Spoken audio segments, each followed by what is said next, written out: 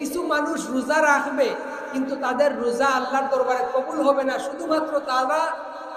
তাদের এটা হবে শুধুমাত্র ওই না খেয়ে থাকা, জাস্ট এতটুকুই হবে, এর বাইরে কিছু হবে না, আল্লাহ রোজা কবুল করবেন না।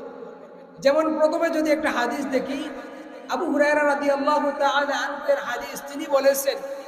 যে আল্লাহ রাসূল সাল্লাল্লাহু আলাইহি ওয়াসাল্লাম তিনি বলেছেন যে মান লাম ইয়াদা কাউলা জুর,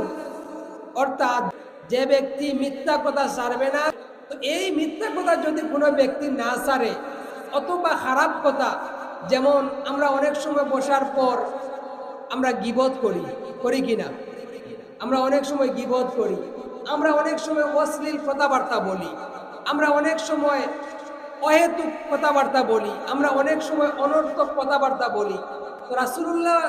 বলেছেন যে ব্যক্তি এরকম কাউলুজ জুর, এরকম অহেতুক কথা, অনর্থক কথা, মিথ্যা কথা, গীবত এগুলো ছাড়বে না, ওয়াল আমালা বিহি, সে অনুযায়ী আমল করা ছাড়বে না, ওয়াল জাহলা,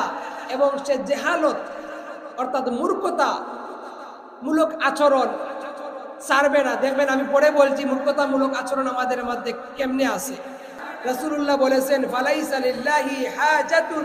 আইয়াদা তুআমাহু ওয়া শারাবা, অর্থাৎ রাসূলুল্লাহ বলেন যদি কেউ এগুলো না ছেড়ে তাহলে এই রোজার কোনো প্রয়োজন আল্লাহর নাই, শুধুমাত্র তাদের কাজটা হবে আইয়াদা